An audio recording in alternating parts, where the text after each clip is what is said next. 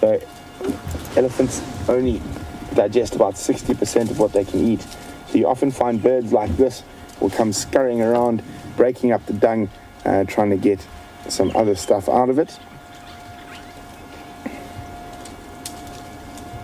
There's also a crested francolin as well, 2 francolin species. I don't know if you're going to be able to get them down at the base of the tree there. A little bit to the left. There we go, there he is. A little crested francolin, so 2 francolin species here for the bird watchers. The 2 most common species of francolin that we see. Those wonderful, even though they are quite brown, they are beautiful. You see those feathers. And if there are any fly fishermen out there, that is a walker's killer walking about. So those back wing feathers are used in the fly fishing industry to make a very popular fly in South Africa called a walker's killer.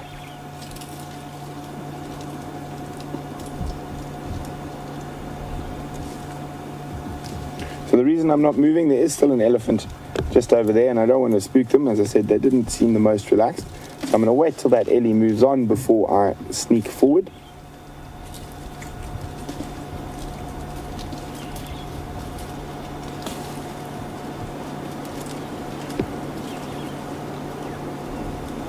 Here you can see the hairs on the end of an elephant's tail.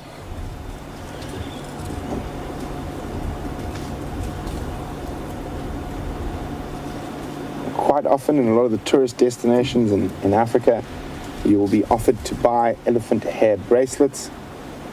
Please don't. You're never sure exactly where those elephant hairs come from. So the tradition behind the elephant hair bracelet stems back to the hunting tribes of Africa and also the original sort of colonial big game hunters. And you could only wear an elephant hair bracelet if you had actually hunted an elephant. But of course, we don't do that, so you've got to be very careful. Firstly, a lot of the elephant hair bracelets aren't even elephant hair. They're often plastic. It has a very similar texture and look about it. And secondly, they could possibly come from animals that have been obtained illegally. So generally, when it comes to a lot of wildlife products, it's better not to buy them, especially when it comes to sort of CITES experiments or site. Well, Scotty says while we play with elephants, he's going to go look for an absolute beast. I'm not going to tell you what the absolute beast is. Hopefully Scotty does have some luck there, but we will keep you updated. Okay, that Ellie's moving on, so we can move a little bit forward. I do love the smell of elephants. And obviously most of the smell is their dung, but it does give me that sort of happy feeling that I'm back in the bush, or in the bush properly. And now this is going to be fun. Vern, which way do you think is going to be best? You're going to get through here? You're going to be okay? You've had worse. There we go.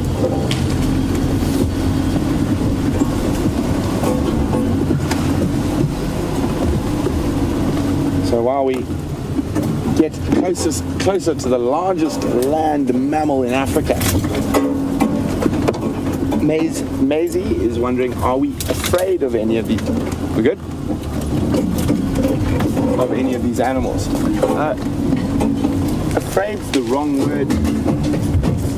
Maisie, we have a vast amount of respect for these animals and also a lot of experience. So reading the animal behavior, we can see they're all munching on spike thorn, which you don't often see them eating. Let's try and get into a spot where we can have a look. Here's the spike thorn. It is not a very nice thing to eat. Sometimes young elephants or old elephants with abscesses in their mouths will eat it. Just going to break a piece. We'll chat about it a little bit later once we get a view of the ellies.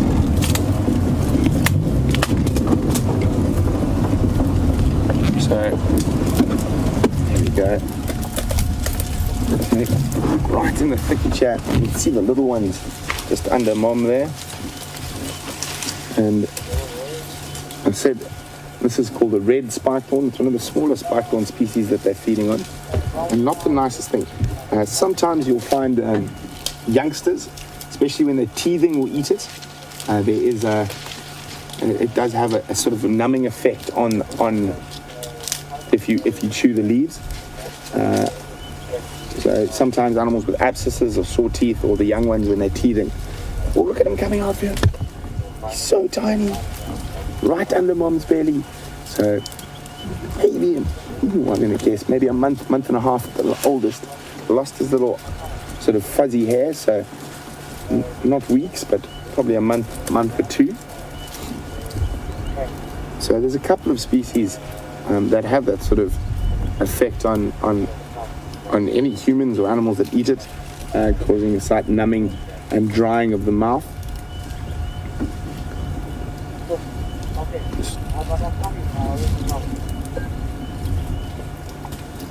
It's not the most open elephant sighting we've had, but it is wonderful to spend times with these incredible animals. Definitely something I love spending time with wherever I am, whether I'm at work or on leave.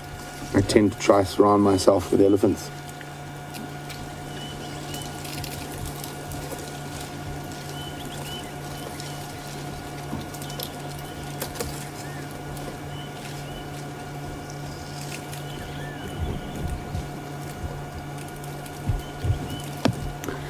Philip is watching with his young daughter, and he said his daughter immediately said Dumbo. She's so happy right now.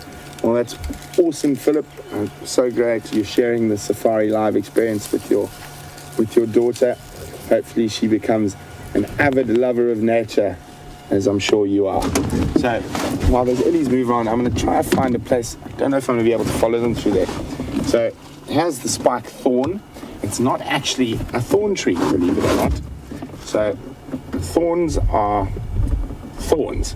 These are modified branchlets. Let me just turn it like that, and you can see it's a spine. So it's a branch that is actually modified into a sharp defensive item to protect the tree. Obviously, it doesn't work against elephants, and they've got mouths like an old boot. But now, these leaves, and that the elephants were eating now, are not the nicest. As I said, they have a slight numbing effect. They also don't taste very nice, very high in tannin, so it also dries your mouth out. So, in the name of fun, I will endure. Wiem, are you going to endure? Ugh, there you go. See, Viem's got the good spot because he can pretend to eat it as I pass it, but he doesn't have to. He can just throw it out. But let's have a look. So, yeah, really sort of sucks up all your saliva very, very quickly. Obviously, if you wanted it to have that sort of anesthetic effect, that numbing effect, you have to chew a lot more than we're chewing and keep it in the same area. But you can still feel a slight tingling on your gums, even just from those small leaves. Definitely glad we've got a nice stocked kitchen and don't have to go around eating little spike thorn bushes. And as you can see, these ellies have moved off into this really thick area here. Secondly, they've gone into a tambuti thicket. So a lot of these trees, like that one there, is a tambuti, which is a very slow growing tree and one of the hardwoods in the area. So we never drive over those. So I'm afraid we're not going to be able to follow them any further. But I'm going to try see maybe a little bit later if they pop out somewhere in a little bit more open. But in the meantime, let's go see what's out and about.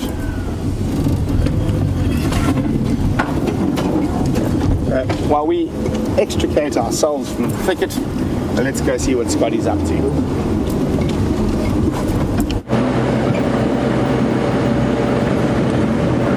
Well, Brent must have a very unpleasant taste in his mouth. Not sure why he decided to go that route of tasting a spike thorn leaf. It's usually something that you trick new guides with. I remember my first training drive, or interview drive actually, here in the Sabi Sands. My mentor asked me to go and break off a branch from a buffalo thorn tree. And what I'm going to do is I'm going to find a buffalo thorn tree for you and show you why you don't want to be trying to break one of them. They are incredibly nasty bushes. They've got hooked thorns, straight thorns, and I got tangled up in it, and that way learnt my first tree of the area. So we are in the area that we may be lucky enough to come across the Anderson male leopard. He is a brute of a leopard, and he's the individual that I spoke of a little bit earlier that's pushed Tingana, the leopard we were looking for on Djuma a little bit earlier. He's pushed Tingana further towards Djuma to the east, and this is kind of the buffer zone where both leopards are seen. And it's important to remember that it's never a clear-cut boundary like it is with us as humans, where we'll have a very set border around our property. The animals have got a bit of a kind of a buffer zone where both animals, even though they are rivals, will be seen. And the first time I saw the Anderson male was actually just up ahead here, down in this riverbed, which we're driving parallel to.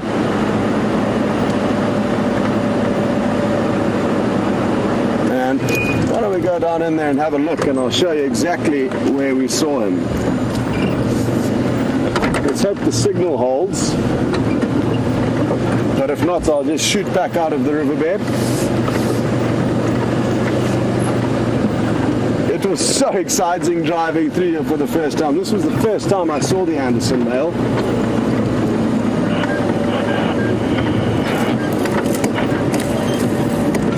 Imagine if he's here again. It's possible.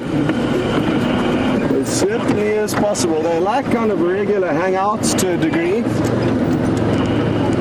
And just like us as humans, they will kind of follow regular pathways. Not all the time, but fairly often. So this area is called Broken Dam. There used to be a dam wall somewhere here. And this is probably where I stopped the first time, and I'm just going to jump out and show you what he did. He was lying down under this bush up here, making sure he's not going to pop out again. And lay down here just for about a minute or so, and then got up and started walking, and he walked all the way across. Oh, you wouldn't believe it. I've just found some big male leopard tracks going right here. You might just be able to see. Oh, there's some elephants.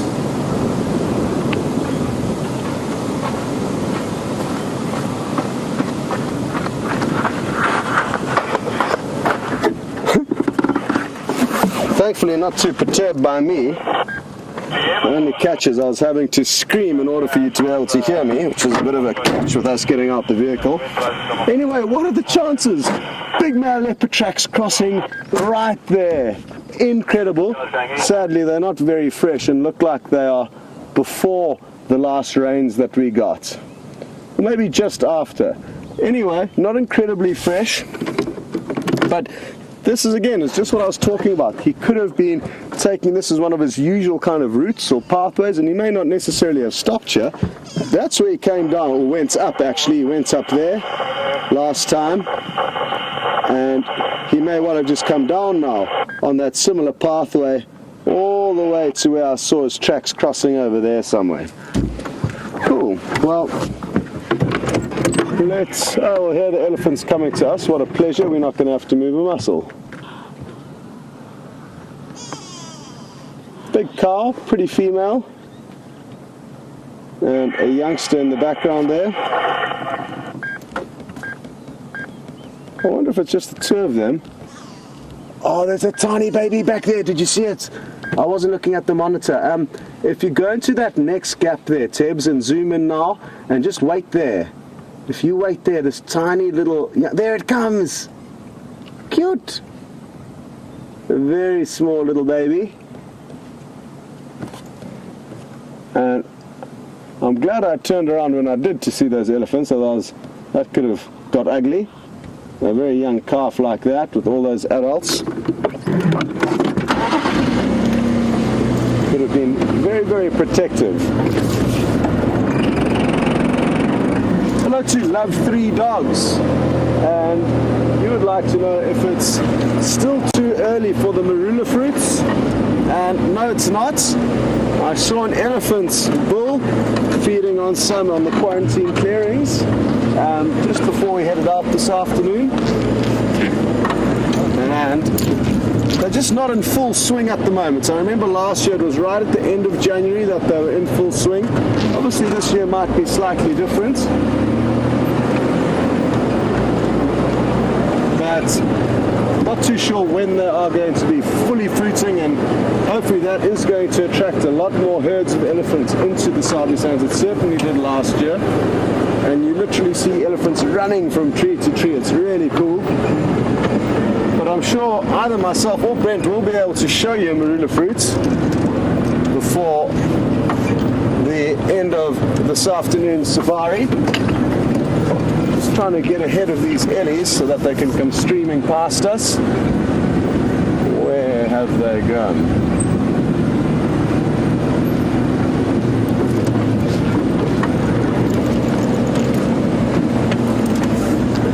They should still be on our right.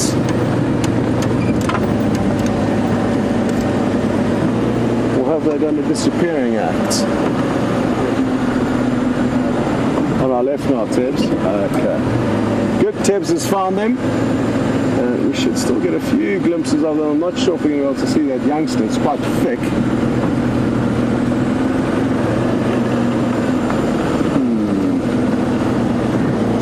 This is going to be very tricky. Let me stop there and see if that doesn't work. There's a tiny gap that they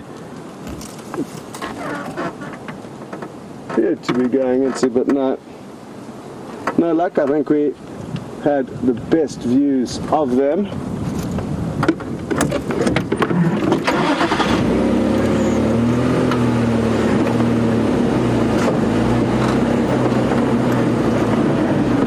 Good.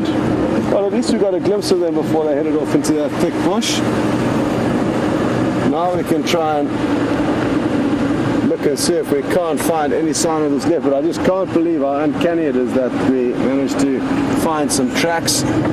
It's not necessarily him, it could well be Tingana's tracks that we saw back there, but I think none of you will complain if we assume it's Anderson, and therefore hope that that is who we will see a little bit later on.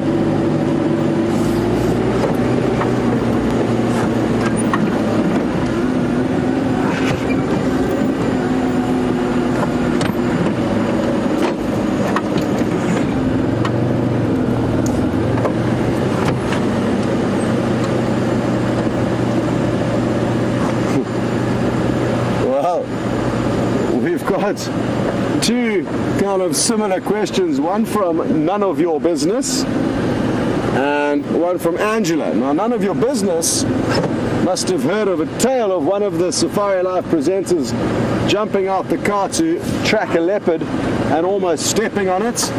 Yes, that was me, and it was with the quarantine male. I think VM was on camera. It all happened so quickly, but VM did do quite well, and we did get to see the leopard running off, and then we had a wonderful sighting of him thereafter. I think we spent quite a long period of time with him. So that was exciting stuff. That was right in the Philemon's dip drainage, close to the pump house that some of you may recognize or know about. And then Angela pointed out that I also nearly stood on the Birmingham male lions. Not quite as close a call as the leopard. Finally, some animals, although we did just have those elephants, but up until then, Tibbs and I were battling. These impala seem a little bit worked up. There was another one also running around, and it could be this wind, or maybe they've caught the scent of a leopard, and that's why they're running around a little bit nervously. You can see it's very focused. Now it's twitching its ears from side to side, being able to listen forward, listen backwards. But this behavior that we're seeing now, you see he's rubbing his orbital glands on that bush, and that is an indication that he was probably having a little bit of a power struggle with the other male impala that was here just as we arrived. And interestingly, this could get brought on by a second lambing season for the female impala, so there'll be a surge of hormones in the air, and this excites the male impala just as it excited them during the first lambing. And I think there's now both of them. Nothing too serious, but you can see they're having a little bit of a chase about.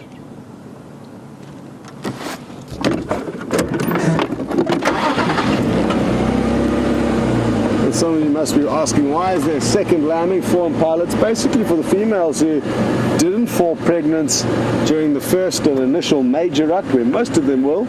There's a secondary rut that allows those others to catch up and they give birth. I think it's about, well, it must be about 2 months or so later, because I haven't seen any smaller impala just yet, and I did see a heavily pregnant female just the other day, so probably maybe a couple more weeks and you'll see a new batch of tiny impala.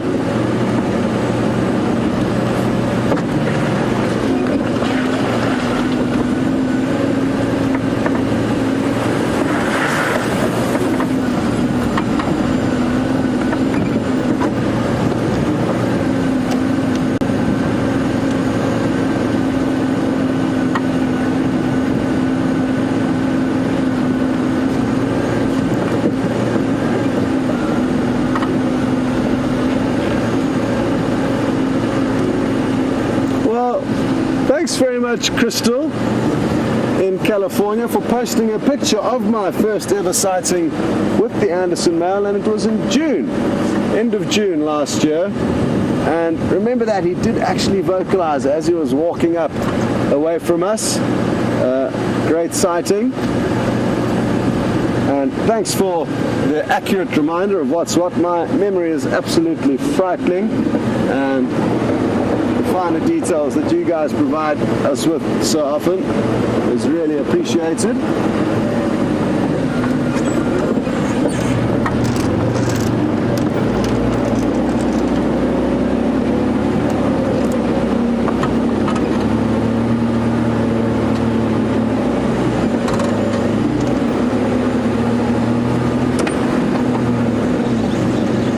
This is basically as far west as we can go in the Sabi Sands, and it's Arethusa's western border.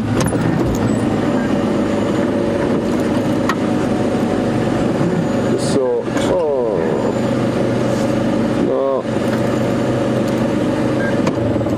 just found some male leopard tracks, but they're going in the opposite direction. Again, hard to say how fresh they are. They could well be fairly fresh. I know this is quite a busy road, and just right here, Tebs, we will be able to see one or two of his tracks. Yeah, there. It's difficult to see, but there are a few toe marks and a pad mark of a male leopard. If you come a little bit closer towards us, but on that same line, Tebs, like that way a little bit, we may see another one more clearly. No. Anyway, male leopard tracks heading towards us. I'm just going to jump out and actually maybe take a closer look, because you don't want to just look at one track when determining how fresh tracks are of a leopard, because what you need to do is actually look at a whole sequence of tracks, and the more tracks you look at, the more information you get in kind of guessing how fresh they are. Now, what's also interesting is that there's a kind of power line road that runs off this junction where we are here in an easterly direction, and it was probably 100 meters in this direction that I'm pointing in now, where both the Anderson male and Tingana were together in the second ever sighting that I had of them. And they had been having a kind of debate, you could say, or an argument. They weren't at blows with one another, but they had been vocalizing what the one will do is one will rasp, then the next one will rasp, and then they kind of take turns and have this argument, so to speak, over territory. It's not always that they come to blows. So,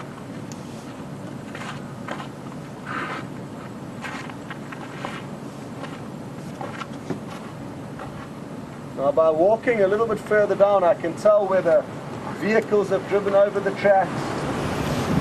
I can try and work out how fresh they are.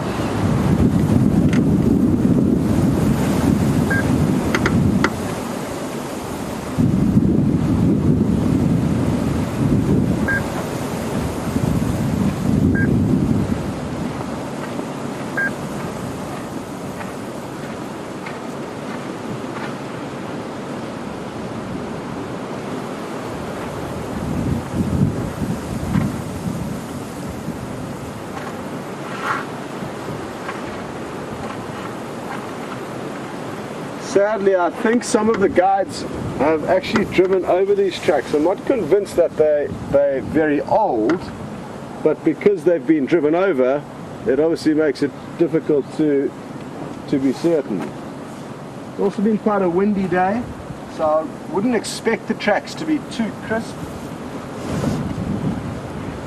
But let's go back in this direction. It may provide us with some luck.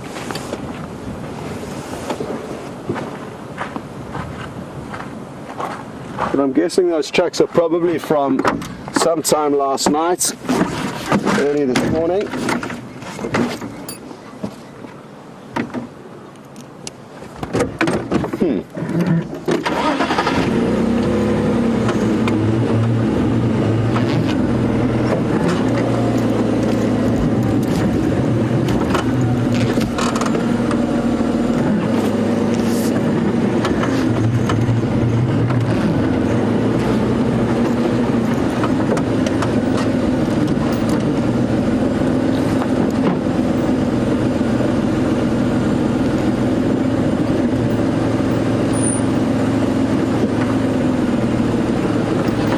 I feel that the tracks aren't incredibly fresh. A leopard could have made a kill and be here for 3 or 4 days in this general area. So it's important not to just write off tracks simply because they're not incredibly crisp and fresh. Especially if you've got nothing else to go on and no other tracks to work off, we might as well try and follow these. And by follow in this afternoon's situation, we're just going to drive in the general direction. Ideally, we would be able to jump off the vehicle and take you along with for the tracking exercise, but that's not going to happen today. So just going to drive in the general area and hope that we can get lucky.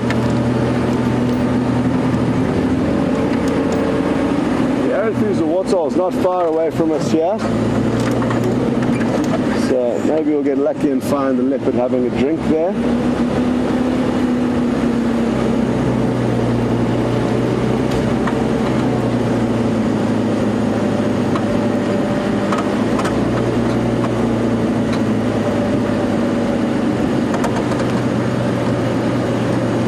Although there's quite a few little puddles like the ones we've just passed here, which a leopard would be more than happy to drink out of. So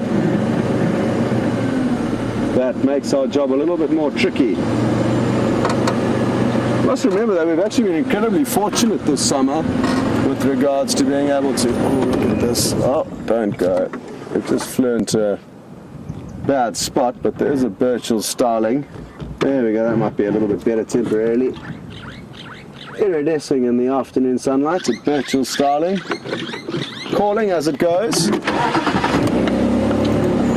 Like I was saying, we've been incredibly fortunate this summer because of the drought. It's been easier to find animals because waterholes have been far more busy than they would usually be during the summer months, when there's usually just water everywhere. Many, many waterholes and small wallows and puddles.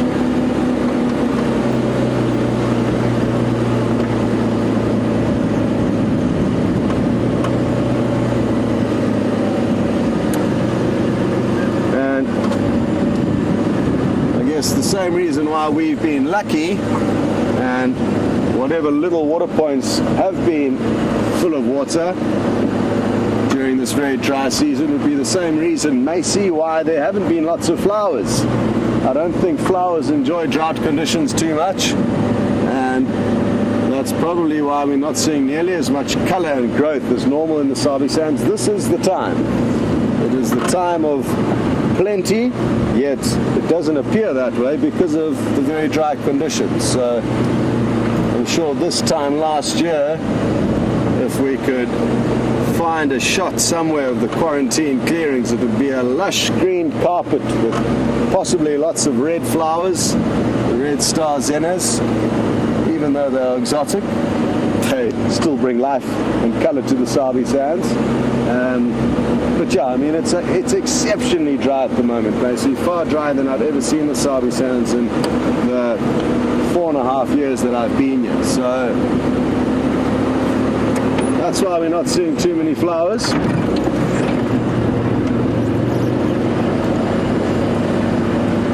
Although earlier on in the summer, there were a few flowers popping up, and I actually did see a crinum lily that was about to flower.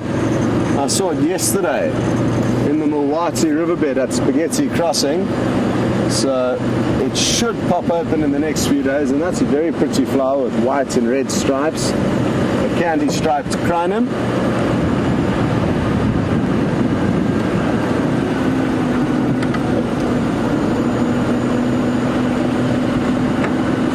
Right, well, I think Tebs and I are going to have to really focus now on trying to work out where this leopard's gone.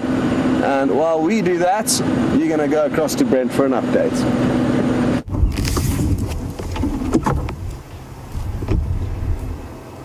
So we've got some giraffe with the sun setting behind them, not quite low enough yet. And there's a female giraffe here. And also good news, I just found some female leopard tracks. Looks like it could be a Karula or Shadow in this area. Both of them we've seen in this area. This is actually the spot where we saw them both together last year, where they were growling and snarling and blowing bubbles at each other. And they are heading down towards, in the general direction of Djuma. So keep an eye out on that Djuma cam. I'm going to go have a look now. This giraffe's busy feeding off a buffalo thorn. I think Scott was climbing one earlier, apparently. Amazing that they can just rip those hooked thorns off. No problem whatsoever.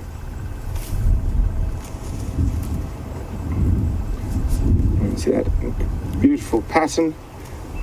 And no giraffe has got the same pattern. All individuals, quite a light female. And if I move back a little bit, a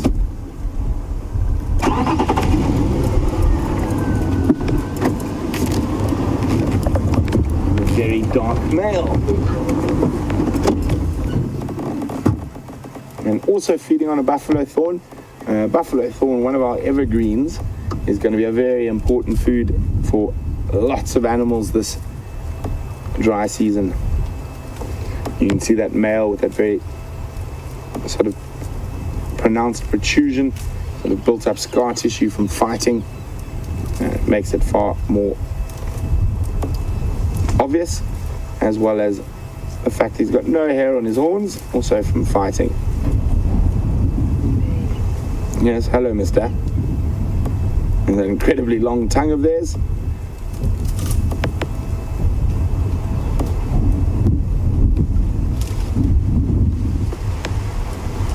Very big male.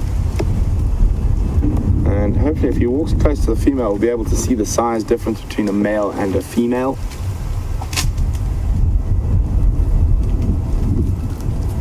Coming to share the buffalo thorn, but now he's popped his head down. But you can see just at the shoulder height how much bigger a male giraffe is than a female. So a male giraffe is called a bull, and a female is called a cow.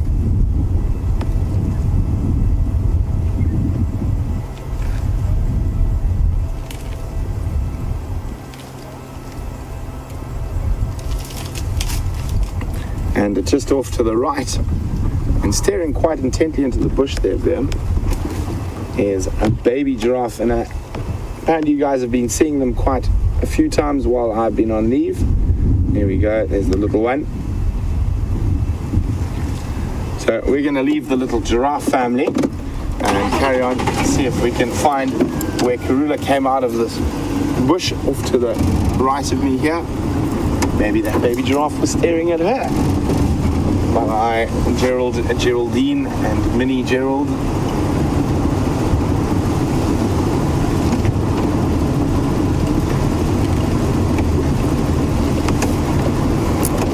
Looks like there have been some elephants on top of my tracks from this morning as well.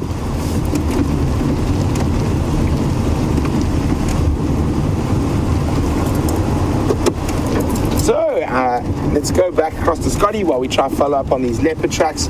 And he's got an interesting flying animal that's got a very funny shaped nose.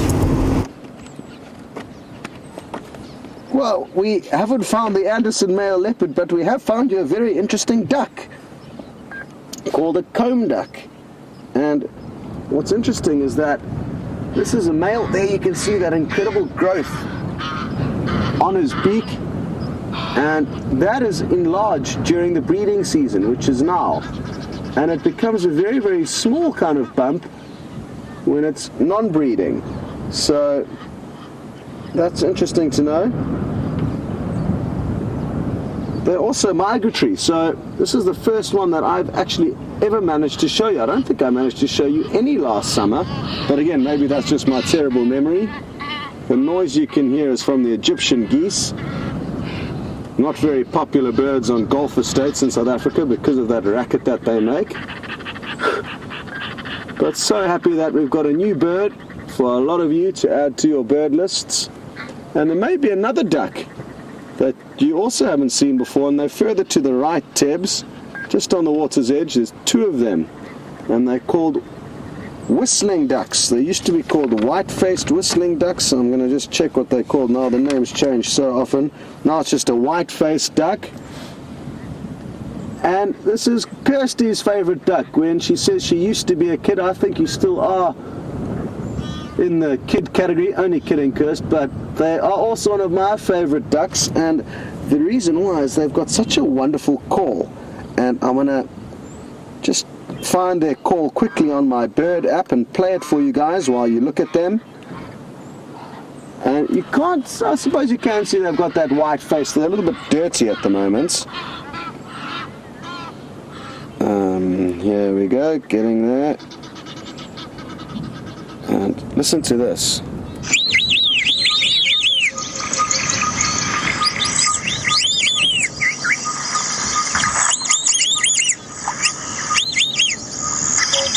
And they've heard, even from down there, can you believe it?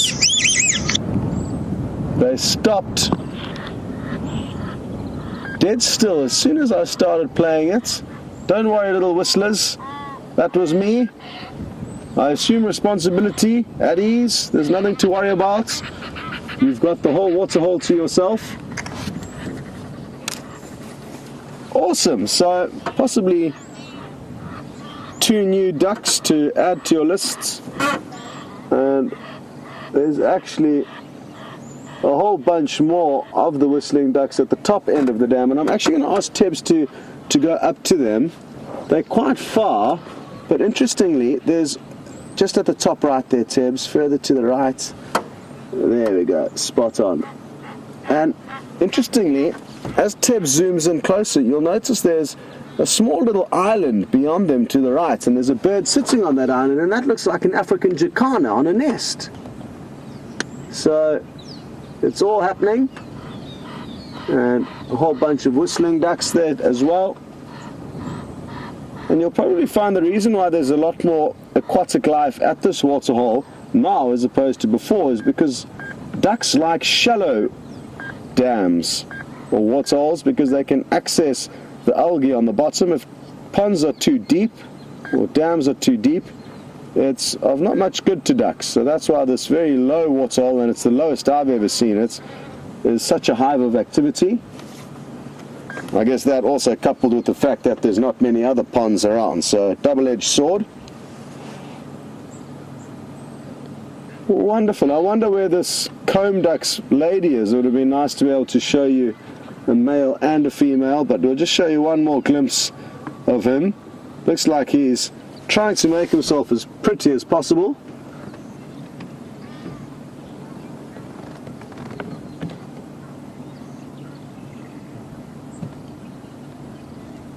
Oh, hello D-Hugs, who saw a female comb duck on Pete's Pond. And that's another live waterhole camera that we have, and that is up in Botswana. Where exactly in Botswana, I'm not too sure, but it's north and probably a little bit west of us in an area called Mashatu. But I've never been to Botswana and don't know exactly where Pete's Pond is.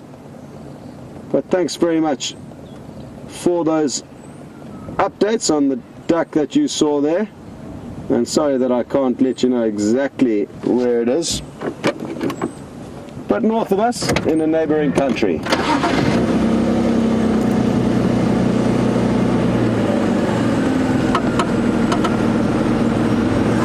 Yes, Mike in Florida. I'm so happy that you didn't have one of these comb ducks on your list.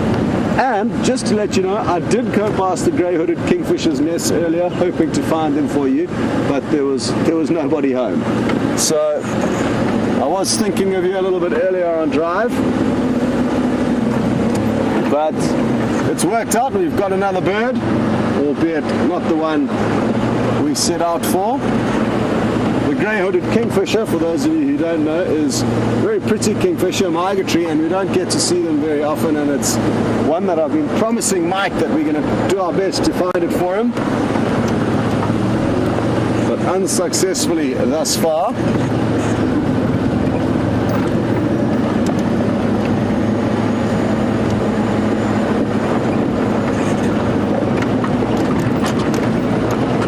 All right.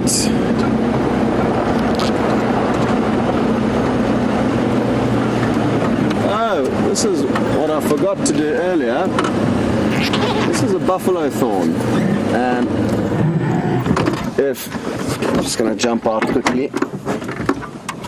The tree I was speaking about earlier, the one that my trainer, who was testing me on my interview drive, asked about, and he told me to try and break a thorn off this tree, and it's not easy. It's quite hardwood. And if you look here, you'll see that it's got a very straight thorn as well as a hooked thorn. And in Afrikaans, they're often referred to as a wagabikkieboom, which means a wait-a-bit tree, because if you get tangled in it, you will be waiting for quite some time. I've also actually seen somebody being pulled off the back of a firefighting trailer. So to describe the trailer, it basically had railings along the side, the front, and the other side, and then all of the equipment, a pump and water hoses and kind of all the jets that you need for dousing the fire. But on the back, there was no railing. So you could jump on and off whilst the tractor that pulled this trailer went along through the fire, and various members of the team would actually be running hose pipes off on big reels off this trailer. And we were racing to try and get ahead of the fire, and one of the guys was holding onto the front bar, the front kind of poles at the front of the trailer, got caught by one of these. Thankfully he was wearing a big jacket and he couldn't hold on any further, and it pulled him right off the back of the trailer as the tractor continued driving, and he was left embarrassed in a heap, stuck in the bush. The leaves of this tree are tastier though than the ones that Brent fed on, and can be a good substitute for a salad.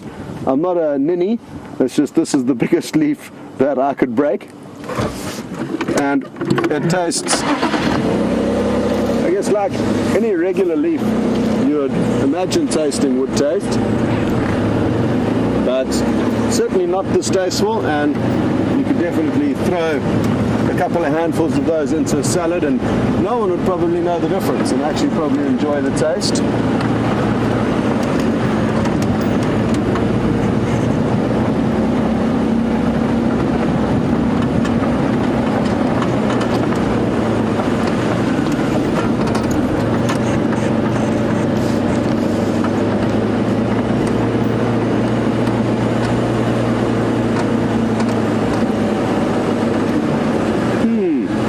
Gunnar Miller, I think you very well could be correct in saying that it is looking a little bit greener than a few days ago. We've got a little bit of rainfall, probably 5 to 10 mils over 3 different showers, and that will be enough to give the grass and the plants just this little boost. Nothing serious though, but I'm also noticing a bit of a lick of green. Sadly though, the earth is just so parched that whatever rain we're getting is getting sucked up so quickly that it's not having a huge effect, but I think you're right. It does appear to be a little bit more greenery about.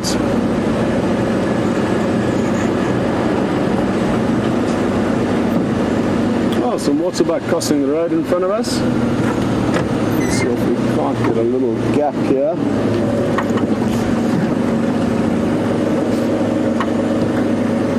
There we go. Hello ladies. What's news? Any leopard around? No? I like your fancy ring on your bottoms. Very fashionable. I also love their hairy coats. They're a lot more hairy than most of the antelope in this area. They've got a bit of a shaggy appearance to them. And if she looks at us again, which it's not looking promising just yet, take a look at her nostrils. They've got a very heart-shaped kind of look, as do their hooves. Come on, there we go. Oh, you got to have your imagination flowing, but kind of heart-shaped, and obviously their hooves will be tricky to see now, but their hoof prints are very, very heart-shaped.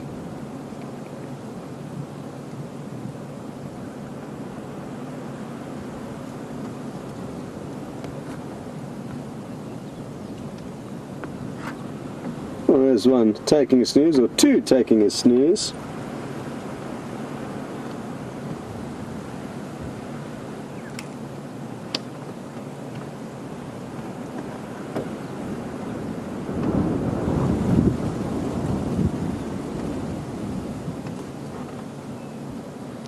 Well, this is something that I've never heard before, and it's from Karen in London. Look at that beautiful afternoon light bathing this female as she takes a sleep. Karen, you have heard that waterbuck fur cannot be used for tying flies, for fly fishing. And I don't know why that would be the case, and or who told you that. Obviously, two important things. I think you said two of your family members possibly said that you can't use waterbuck fur on your flies, and that's bizarre. I've heard rumors of people saying that you cannot eat waterbuck meat and that animals don't like eating waterbuck because they do have very pungent scent glands, and like wild dog, they're quite smelly and you can often smell them. Now I can't because the wind's blowing away from them. But I guess those scent glands and the oils that are excreted into their fur could have some kind of an effect. Then again, it also depends on what you are fishing for, Karen. Some fish are a lot more fussy than others. But interesting stuff, and what I can assure you is that waterbuck meat is perfectly okay to eat as long as the animal is processed properly and you don't get that horrible smelly scent glands and oil onto the meat, which it will taint. Then it's fine. But yeah, I sadly can't comment any further on the fly fishing and fly tying debate. I'm a fly fisherman, so I do know a little bit about it and have actually tied quite a few of my own flies, although that was many years ago. I've got a bit lazier in my old age. But interesting stuff, and it'll be interesting if anyone else knows about the theory behind why it's not a good idea to use waterbuck fur for fly fishing.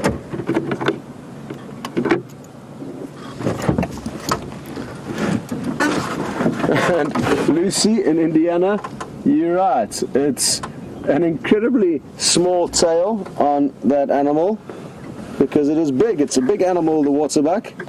Probably the second largest in this area, second to kudu. And they've got a very thin, spindly tail, especially also considering how furry they are and how shaggy most of their coat is in relation to most other antelope. Their tails didn't get too much attention. That's possibly because a lot of emphasis went into that white ring on their bottom. Well, it seems like they're all bedding down here, so we'll leave them be. As we cannot join them in their mid-afternoon siesta, we've got to carry on looking for animals.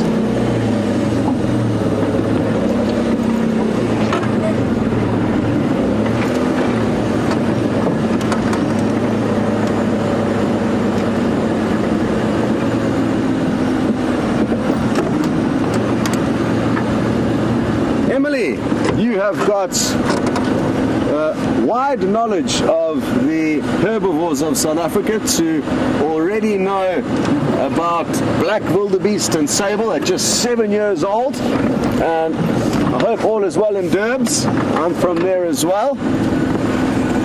Emily is interested to know if we see black wildebeest and or sable here in the Sabi Sands, and there used to be many sable here, Emily, but they don't occur anymore, although one was seen at Nkoro, not too far away from us, just a couple of days ago. I've never seen one in the Sabi Sands, though. They prefer drier areas, and because there's been a lot of waterholes created in the Sabi Sands, that is why their numbers have dropped in this area, whereas there used to be a lot more sable before the waterholes were created in this area. Black wildebeest you don't get anywhere in the Kruger National Park or Sabi Sands. They prefer drier areas of South Africa, in and around the Karoo and the Free State, down into the Cape. So the black wildebeest have a very different habitat to the blue wildebeest, and we don't see them anywhere here. So one we could see, one we definitely couldn't. And let's hope it doesn't take too long before we do see a sable. It could well happen. Like I said, Nkoro's not hugely far away from Djuma. It's a little bit further away from Arathusa, but there's a chance it could wander through Djuma and we could get lucky.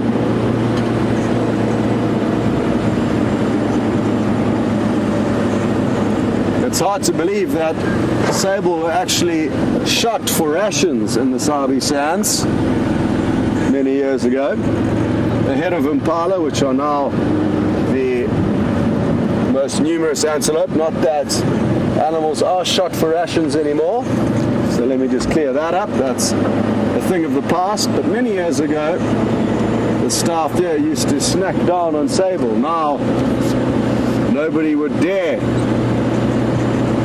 shoot one to feed anyone, at least not in this area.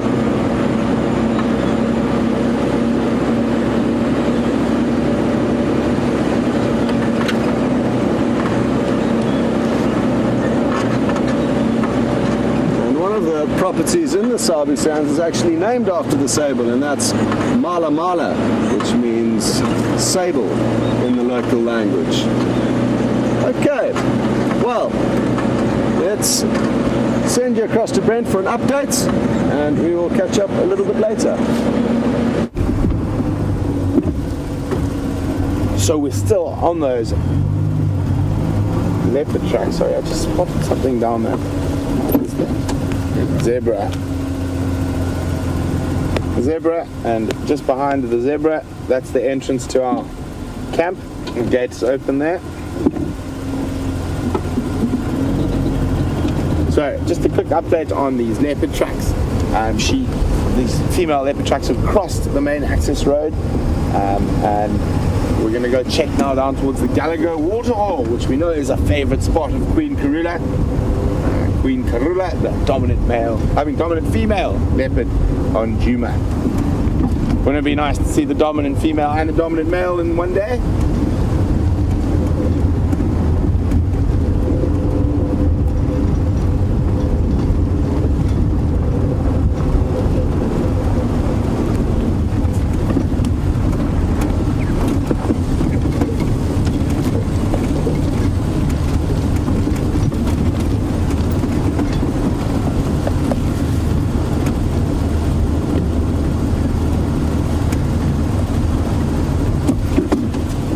Well done to Ian, who's a good old Safa, or South African, but living in Idaho in the US. And this is his first tweet ever. Ian would like to know if I know anything about the evolutionary sort of parallel between the African fish eagle and the American bald eagle. They do look very, very similar. Ian, honestly, I'm not sure about that. I know the bald eagles are a lot bigger. They do look similar, but if you have a much closer look, their talons and their beak are far more robust. And then an African fish eagle, that's possibly because of the salmon and stuff that they feed off being quite a lot bigger than what traditionally an African fish eagle feeds on. But if I had to guess, I'd say that the American bald eagle probably shares a closer ancestor with the Steller's sea eagle than it does with the African fish eagle. But I would be lying if I could say that was gospel. So I'll try to find out. Okay, are we going to run? Are we going to run? We're going to sit for a second. Beautiful little female duiker. You can see that wonderful little tuft of hair, but oh, is it a male? Oh, it's a little male. He just got very small horns. A little male duiker, and there we go. They don't often sit still, but they are very, very pretty. Sometimes called a Grimm's bush duiker or a grey duiker. Off it goes. Now, in the northern parts of South Africa, and actually on the Highveld, the predominant tribe is the Tswana tribe. That is also the predominant tribe in the country of Botswana. And the grey duiker is the totem animal of the Tswana tribe, not specifically the Botswana, who live in Botswana. And there's a reason for this. So the current president is Ian Khama. His father was the first president, he was Sir Seretse Khama. His ancestors were the chiefs of the Bangwantu, which were the main Tswana tribe. And the Indabele, or Matabele, they're sometimes known, fearsome Zulu warriors that decided they didn't like what Shaka had to say, and they ran away and eventually moved up into that area and conducted raids of cattle and women on the surrounding tribes. And the Tswanas were one of those tribes that got raided quite frequently. So at one stage, what would probably be Ian Khama's great-great-great-grandfather was ambushed and was hotly pursued by Indabele Impi. Impi is sort of the Zulu or Indabele word for regiment, and they were hot on his tail. And in the area where he was being chased, it's on the edge of the Kalahari, so quite often nice big open grasslands, and you get an acacia species there, which is called candle pod acacia.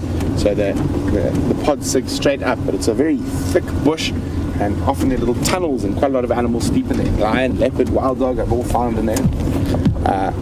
So there was not much to hide, short grass running, but only these patches of thorn. And he dived into one of these thorns, and he went under, and he lay there hiding. And while he was hiding, he noticed a little grey duiker, so the legend goes, sleeping in the same little thicket that he was crawled into. And then the Ndebele were following his tracks, and they came across where they thought he dived into this thicket.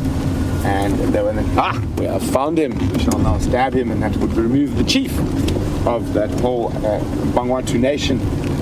But as they started sort of probing into the thicket with their spears, this little grey duiker jumped up and ran off.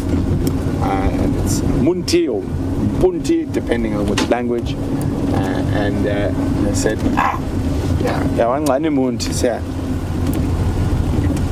there's no man hiding in here. If the duiker was here, he would have run. If there was a man in that bush, he would have run.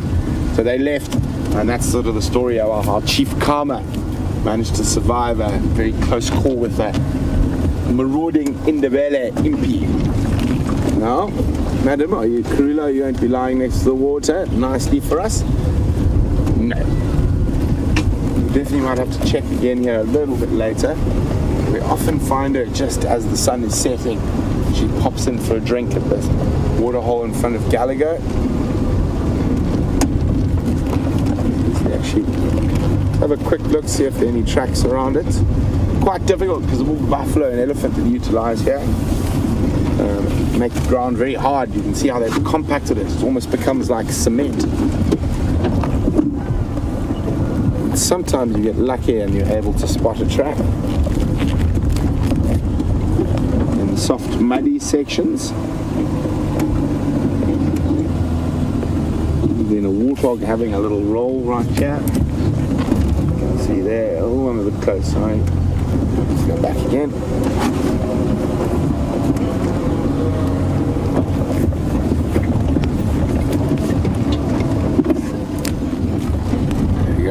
See, he's rolling around in the mud over there. So those who watch the Djuma, you can see up there, the voracious predator that inhabits, he popped his head under, maybe he'll pop up again. A lot of the water around here, you can follow his bubbles. Will he pop his head up again, or we spot another? Obviously it can be quite dangerous for them, all the ellies and that, utilizing these pans. Yeah, there was a little hinged terrapin, but he's disappeared underwater, feeling a little bit shy.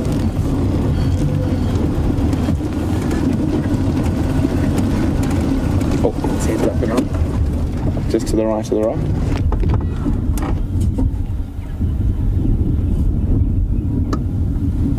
There we go. You can see his eyes there.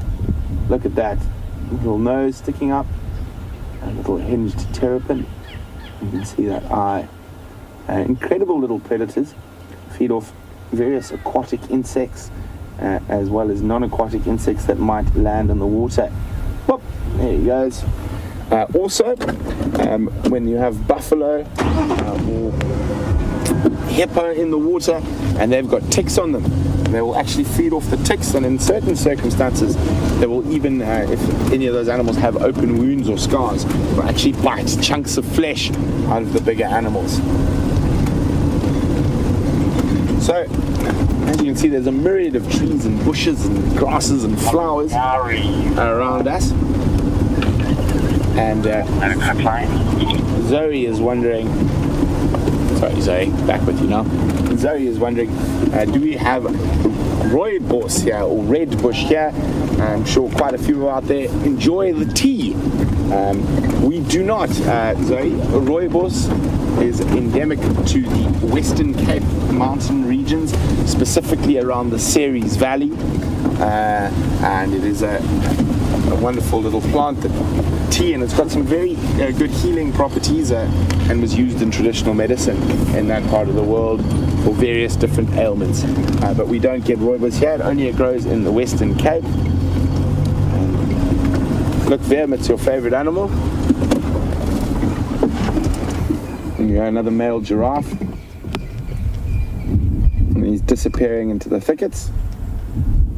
What you meant, a leopard? Ah, there you go. Actually a lion. Oh, there we go. VM joking on. I said there's his favorite animal. He thought it was a lion or a leopard. VM is definitely a cat man. Almost completed my cat list. He's almost completed his cat list. What you missing then? Servals. Serval.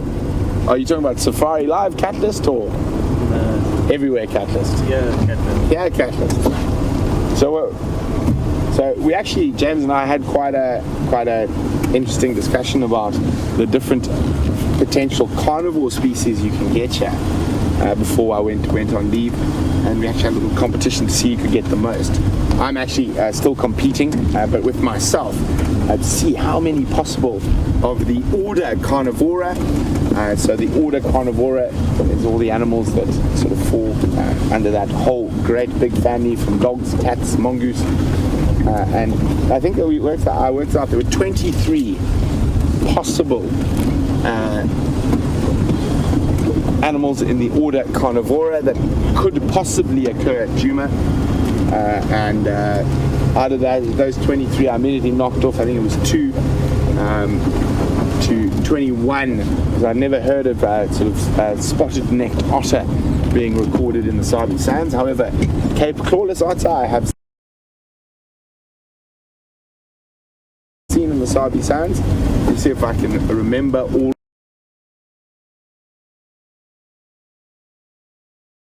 of them. So we'll start with easy ones, which is lion, leopard, cheetah, hyena, wild dog. It's all the big ones.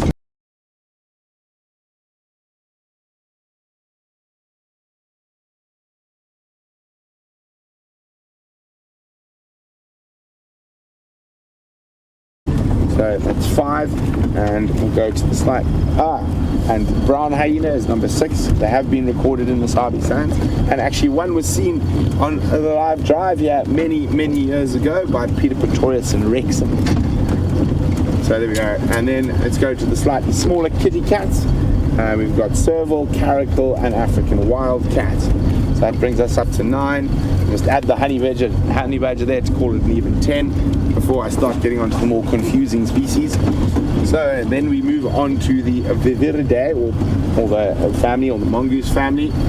So water mongoose, banded mongoose, that's what that puts us at 12. Dwarf mongoose, slender mongoose, white-tailed mongoose 15, and there's another mongoose species I feel like I'm missing. Anyway, we'll get back to that. Huh? Stripes? No, we don't get those ones here, I'm afraid. But then we've got, so we're on 15 there. Let's do the genets. So large spotted, small spotted genets puts us to 17. Now, as I said, the others can become quite obscure. So around 17, and the Cape Clawless otter brings us to 18. So I think I'm missing 4. I think they are in the mongoose family. Just trying to think now. Civet. Oh no, we're missing 2. There we go. Graham's got one there. 17, 18 is civet. 19, 20 black-backed and side-striped jackal. We're missing 1 mongoose. They say the Selous mongoose could possibly occur here, but I've never heard of a Selous mongoose being recorded in the Sabi Sands. So I'm missing 1 now. It's gonna irritate me. But I think it is. Could be one of the little mongoose species. It's not the greys. The grey mongoose don't occur here. I'm going to have to ponder about it for a while. Maybe cheat and have a look in the book. But I'm quite impressed I got to 20.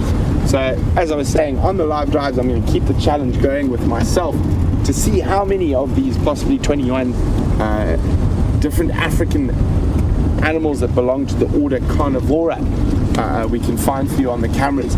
I know so far my record is, well, lion, leopard, wild dog, cheetah, spotted hyena, and serval, white-tailed mongoose, dwarf mongoose, banded mongoose, slender mongoose. So I'm on 10. I know I'm forgetting. Honey badger 11. What else am I forgetting now? I know I'm forgetting one. So I think the really big next ones, anyway, for us to find would possibly be a caracal. That would be a good one. I've only seen caracal once in the Sabi Sands, so very difficult one to find. Not that they're not around, they just don't occur in very high densities. Deja vu, we were here earlier through, and nothing there, I'm afraid.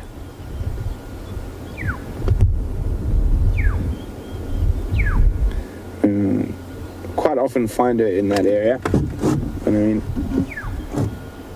isn't it incredible how little water is here now?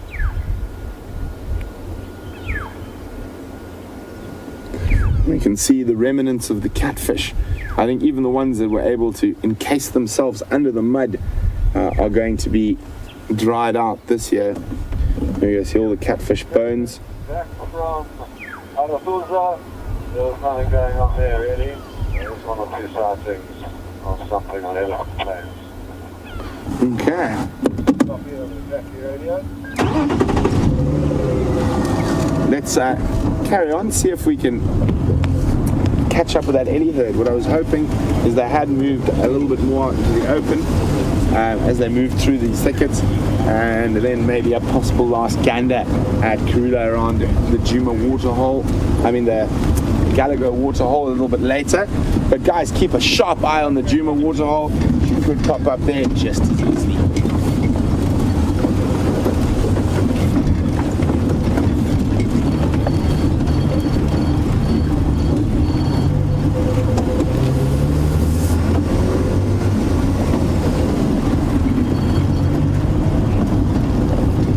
I have seen African wildcat here before.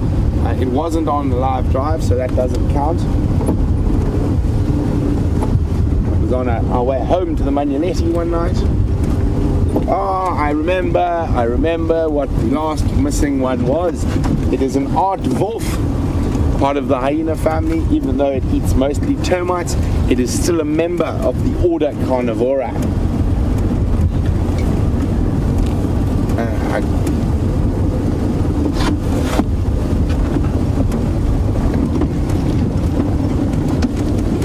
So Scotty just wants an update on those tracks. Scott. Hello Ben, just wondering an update on the leopard tracks here. Scotty, I came in on the power lines off from Tyler Road. I drove over them this morning. I must have missed them in that dark light. The next track I have is across to Viatella Access, heading into the block between Aubrey's Road and Gallagher Shortcut. I've checked Gallagher Shortcut to Gallagher Pan and then round Mvubu. I haven't had any luck there. I'm going to go follow up on that Cambian Blow quickly and then I'll head back to that area. But you're more than welcome to go check anywhere around Gallagher Shortcut. I think it'll probably be the best. Okay, copy. Thank you. I will do that. So finding animals is actually a team sport. The more of us looking for an animal in an area and working together, the better luck we have. As we saw this morning, Scotty forgo his first morning coffee and went out tracking because Tingana had just left the Djuma waterhole camp. So while we were prepping the vehicles, he went out and found him so we could start off with a bang with Tingana this morning. So it is very much a team sport. And fortunately, all of us love being out in the bush, whether we're on camera or not.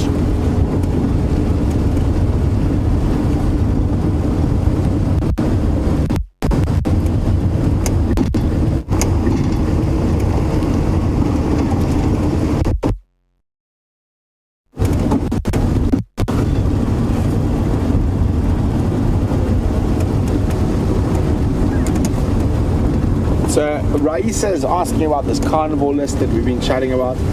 Well, my live drive carnivore list, it is only the carnivores we see on that I've seen on live drive, not that all of us have seen. And I did say African wildcat, and that number 21 was the aardwolf, even though it is not, it doesn't really eat meat. It's termites, but it is still part of the order Carnivora. I have never seen one in the Sabi Sands.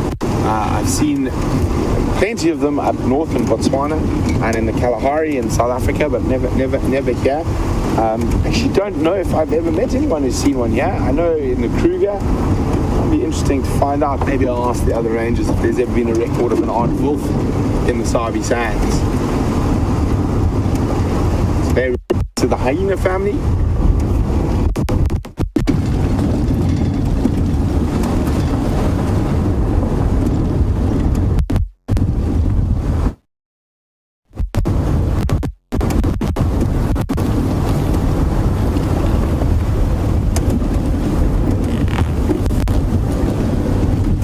These Ellies were moving parallel to where we are now through this drainage line.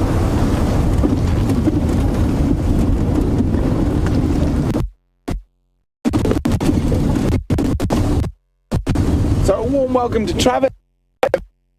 11 years old and from Pittsburgh.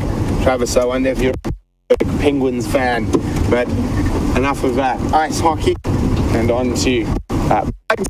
Travis is like to know if I've seen bugs.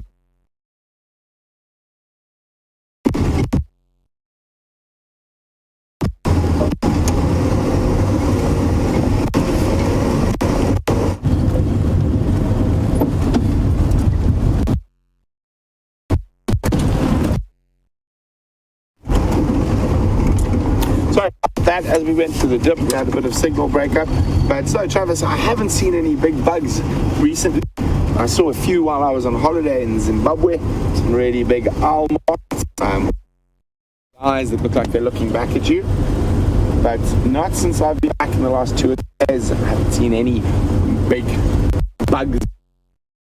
I was hoping those eddies would have moved out onto this open area. It seems like they've carried on further in the drainage line, so I'm going to loop around.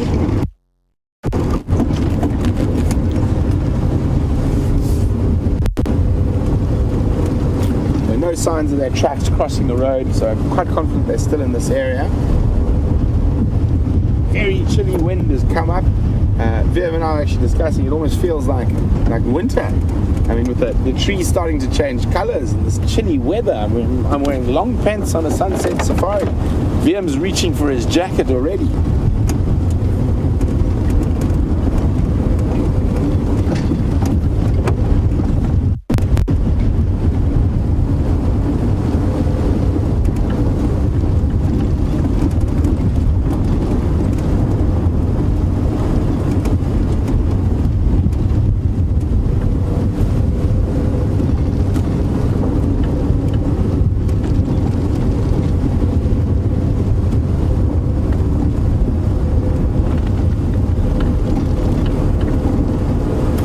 Hoping to catch up with those ellies somewhere here. We're moving in the Mawati riverbed, but they could have cut up north. So let's have a look.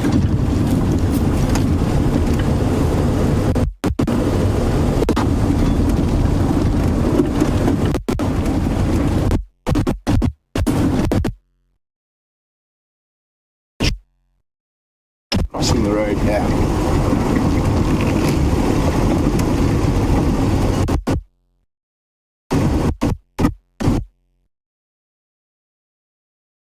With these ellies, let's go see what Scotty's up to.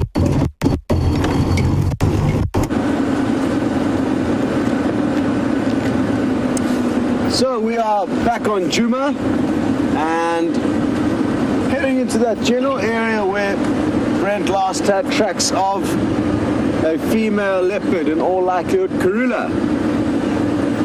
So let's see if we don't by chance stumble across her.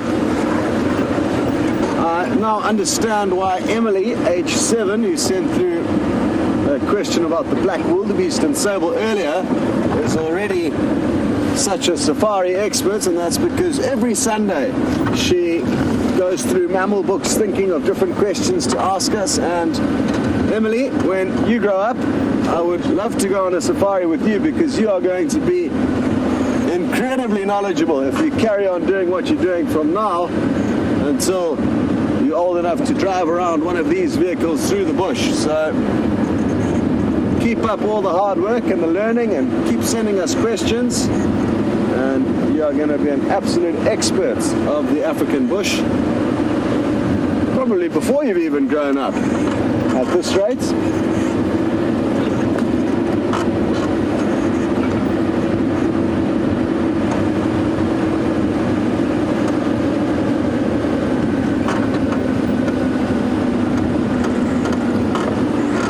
To Zoe, who's interested to know about what noises we hear at night time and whether we get to hear some of the nocturnal predators.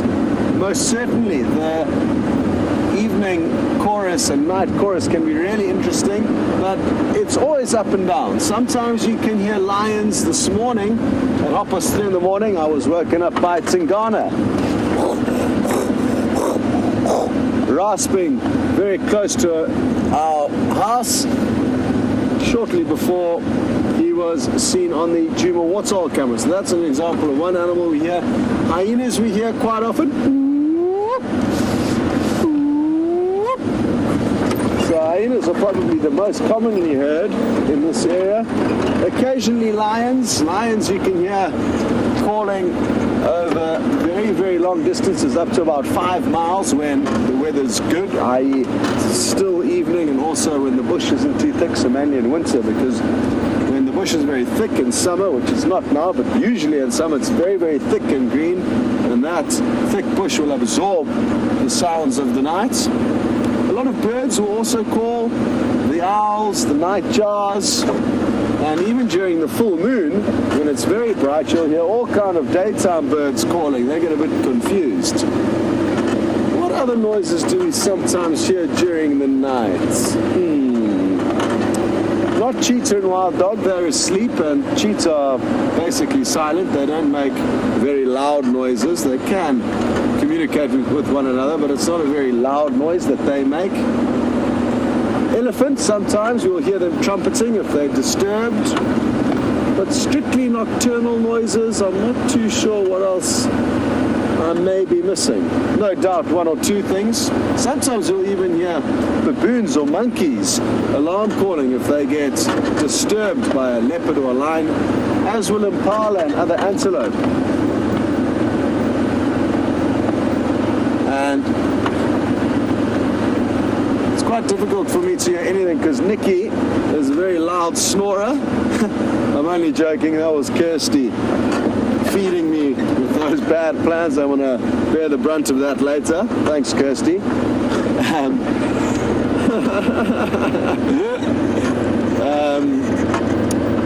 Tibbs, am I missing anything? Any other noises that have woken you up in the night? Hyena. So also hyenas high up on Tibbs' list.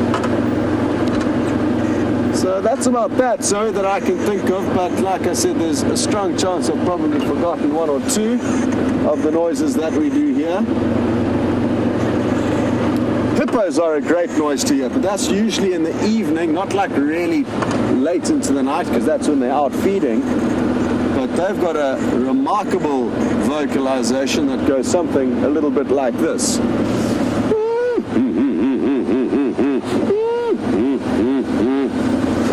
That is the hippopotamus talk. So, what I'd suggest doing, Zoe, is picking, I'm not sure what time zone you're in or where you're from, but the Djuma waterhole camera would be a great way for you to pick half an hour or so of your day or your night where you can maybe listen to whatever noises are being made. And that Djuma waterhole camera's got some really good speakers that will pick up audio far and wide.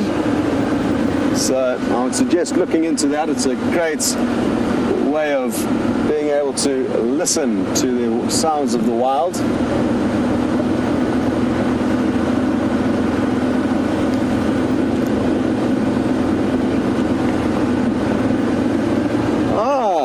Thank you, Gerda. You have already highlighted one of the animals I have forgotten, being bats. And we don't hear them too much, but they certainly do make a noise. And in certain parts of the Sabi Sands, there's a few more fruit bats than others, and the epileptic fruit bats do make a bit of a noise. So the bats will be another animal that does creates some sounds of the night, but not hugely so in this area, at least not that I've noticed. Come on, Karula, where are you hiding?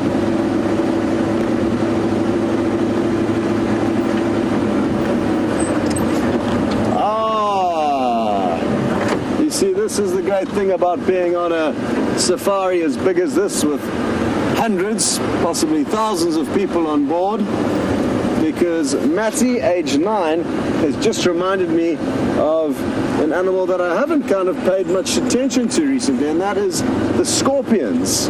And Matty, thank you so much for reminding me about them, because I'd somehow forgotten about them. But I think the reason why, Matty, is because we are finishing drives when it's still light and it's not after dark. It's going to be difficult for me to show you them with that special UV light, and also they're not going to be running around on the roads until after dark for those species that do get out and about. So it is getting darker earlier, and probably in about 2 weeks' time we'll be out in the pitch dark for the end of the drive, and that's when I want to try and find you guys some more scorpions. They're still here. They're going to be scorpions everywhere. We've probably driven past thousands already this afternoon. This dead tree here on our right would be a good spot. Let me just jump out and have a closer look. But this would be a good spot to find scorpions. They mainly live in cavities. So you get scorpions that live under rocks, others that live in trees and little gaps in the bark, others that burrow into the sand. So they're highly diverse in terms of the habitats they live in this area. But one of their favorite places is dead trees. And as I look here, already I found a nice big hole down there where a scorpion is probably living. But obviously we would have to break into this dead tree in order to show you them, unless we catch them at night when they're waiting at the entrance to their little burrow or cavity. And any little animal that walks past, they'll move out a short distance, grab onto it, and then pull it back into the hole. But this dead tree right here will probably, I'm guessing, have 4 or 5 scorpions in at least. Very good spot to come and check after dark. And for those of you who are new to Safari Live, like I said, with a UV torch or a black light, they fluoresce an incredible glow. And I think I'll actually be able to show you a photo quickly of what it looks like. I was editing a video together today. Some friends came to join me at the end of the year, and this is a photo that my one friend got of one scorpion. This is the Opistophthalmus glabifrons, and let me zoom in a bit there for you. Look at how it fluoresces. Absolutely remarkable. And this scorpion is brown in color. So if we had to be shining a regular flashlight onto it, we would see that it would be brown. And one last thing, Tebs, the pincers you can see here are very, very large, almost like that of a crab or a lobster, indicating that it's dangerous at the front end. Now, even though you can see the tail and the sting here, comparatively to the pincers, it's not very big. When you see a scorpion with very thin pincers, as thin as its legs, so it's hard to actually work out that they're pincers or see that they're pincers, with a very thick tail, then you know you don't want to be stung by that one. This one I have been stung before, purposefully, for science, so that I could give the scorpion experts of South Africa a pain index, and it was a 3 out of 10 according to my pain index. Thanks for that, Matty. Good reminder, and always good to know you're watching.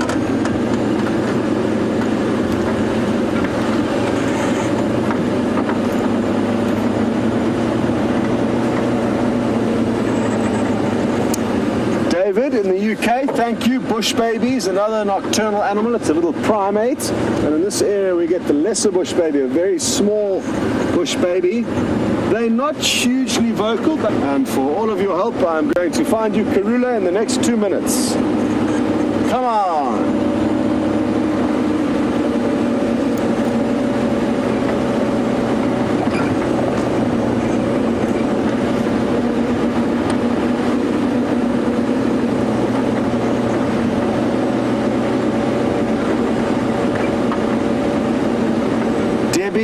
Yes, I did mention owls, so again, thank you, but I did cover owls. We've hardly been seeing them or hearing them of late, not too sure why. And Nikki, thank you. Even after I said you snore, you are helping me. And Nikki's reminded me that after rain, the frogs make a huge noise. And it's mainly at night that frogs get active. It can be during the day in the early hours of the morning, but it's mainly nighttime that frogs are active and like to try and mate and find partners. So the chorus of frogs can be deafeningly loud at certain ponds at night.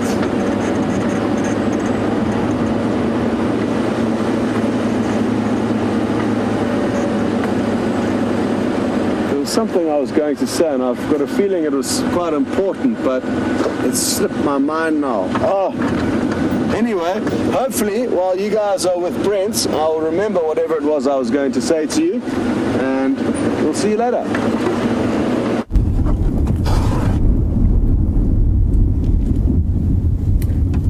Hello, Mr. Buffaloes. So we're with a little group of buffalo bulls on the edge of quarantine clearance. They're prime and they've been pushed out of those big breeding herds to sort of join little gentlemen's clubs. And they're, oh, look at the one having a scratch. He's trying to get that tree. Wherever there's an itchy spot, there could be a tick just sort of on the base of his boss there, or under his eye. And obviously not having opposable thumbs or hands, the best thing to scratch with is a bush. And he's chosen a little Acacia exuvialis, or flaky bark, flaky thorn. Oh, he looks to be seriously enjoying that.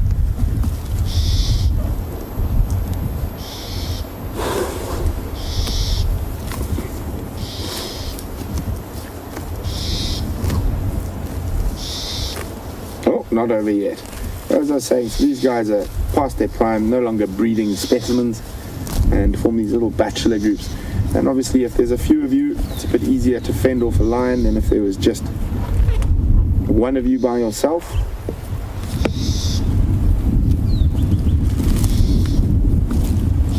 Munch, munch, munch. So what they'll probably do is they will feed for a little bit longer just before sunset, and then they'll bed down for the night and chew the cud, so ruminate, bring that fully undigested, sorry, the grass that is not fully digested yet up from their stomachs and into their mouth, and get the maximum amount of nutrients that they can from it.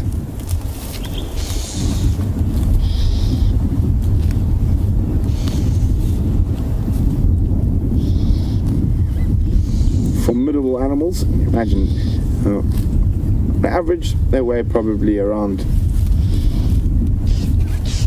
sort of 400 to 600 kilograms. There have been some incredibly large individuals recorded, not in this area but in East Africa, of over 700 kilograms.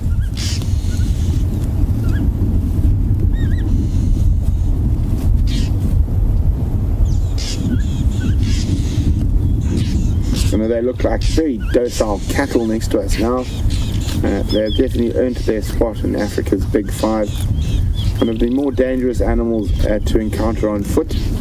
Not the big breeding herds, it's these old boys. Can be quite cantankerous. Often they're around these thick areas, like behind them there in the drainage areas. And being a bit old, sometimes a little bit deaf. And you can surprise them by accident. Really cold wind gusting in at the moment, and it looks like another cold front, and hopefully a bit more rain is pushing in from the west. So not much of a sunset this evening as these dark clouds roll in. I was hoping that we were going to find either Karula or the quarantine wildebeest herd. I'm really interested to catch up with them and do a little head count. Babies are still there, to see if they've managed to keep all of them while I've been away on leave.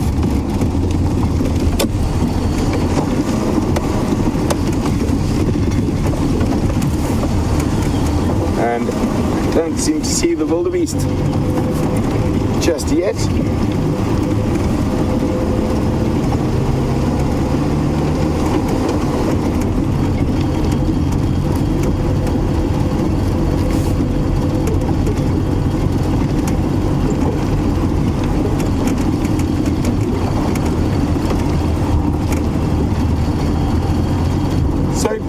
Declan, he was 11 and also from Pittsburgh. So it looks like the youth of Pittsburgh are on safari today. I was wondering if we have any skunks here. And Declan, you have caught me out. There is some members of the carnivore family that I forgot about. The polecats, which is sort of the African version of a skunk. Let's have a look here quickly. Let's see if I've got a picture for you here. There we go. I knew I was forgetting some. So we've got, where is he now? That's honey badger. We have two types. We have an African weasel, which looks very similar to a skunk. We don't get these here. They're more of a high-felt species. That's the African striped weasel, white-naped weasel. But our skunk is called the striped polecat. There he is. Very cute little guys. Of course, they are able to dispel a very foul-smelling discharge from their anal gland, and very seldom are they ever killed by carnivores. Actually, probably one of the biggest threats to striped polecats, although they're not endangered at all, is roads. You find them killed on the roads quite often, but even though they are very widely spread, I mean, they occur everywhere in southern Africa. They occur at very low density, so we don't see them that too often. They occur in almost every habitat. From deserts to riverine forests to tropical rainforests and mountains. So, incredible species, the striped polecat. Well done, Declan. And I know both Scott and myself are in this area trying to get a last second view of the Queen of Djuma, Karula. But from myself and VM, it's been wonderful having you with us on the Rust Bucket. And don't forget to join us bright and early tomorrow morning for the sunrise safari. But for the last few minutes, let's go see if Scott's having any luck with the Queen.